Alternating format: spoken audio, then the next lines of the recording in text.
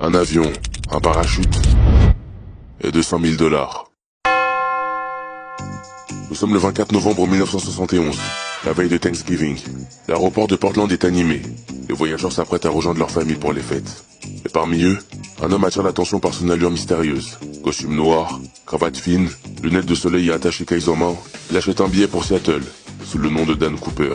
Personne ne sait encore que cet homme est sur le point de réaliser l'un des actes criminels les plus audacieux de l'histoire des États-Unis. À bord du vol 305, de Northwest Orient Airlines, tout se passe normalement. Cooper est discret, se tient bien, commande un bourbon soda, et quelques minutes après le décollage, il glisse un mot à l'hôtesse de l'air, Florence Schaffner. Pensant à un simple numéro de téléphone, elle le range d'abord sans le lire. Mais Cooper insiste. Elle découvre alors des mots simples, mais effrayants. J'ai mis une bombe dans mon sac. Asseyez-vous à côté de moi. Avec un calme glacial, il lui montre brièvement une mallette contenant ce qui semble être des fils et des explosifs. Cooper énonce ses exigences. 200 000 $ en billets de vin, 4 parachutes et un ravitaillement complet pour l'avion. La demande est transmise et à Seattle, le FBI met en place une opération. À l'atterrissage, Cooper reçoit l'argent et les parachutes. Il relâche tous les passagers, mais garde 4 membres d'équipage en otage. L'avion redécolle, direction Mexico. Et Cooper a un plan bien précis en tête. Il exige de voler à basse altitude, à une vitesse de 320 km/h, et avec le train d'atterrissage déployé. Les conditions sont risquées, surtout par une nuit froide d'automne au-dessus des montagnes.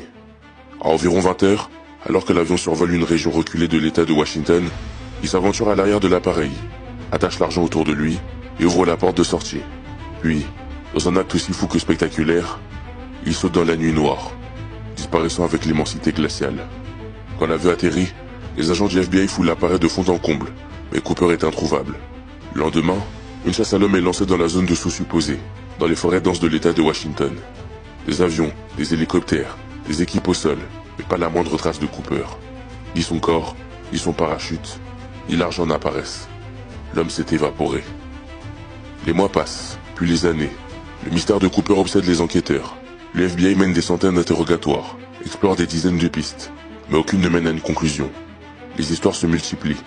Certains pensent que Cooper a succombé au froid, d'autres qu'il a réussi son saut et s'est fondé dans la population, vivant sous une fausse identité.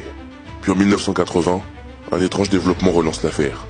Un enfant qui joue près de la rivière Columbia découvre plusieurs liasses de billets, enfouis dans le sable, endommagés mais intacts. Les numéros de série correspondent à ceux du braquage de Cooper, mais cet indice ne mène nulle part.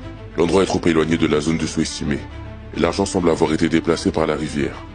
Aucune nouvelle découverte ne suit, et le mystère s'épaissit. Aujourd'hui, 50 ans plus tard, le FBI a officiellement clôturé l'enquête.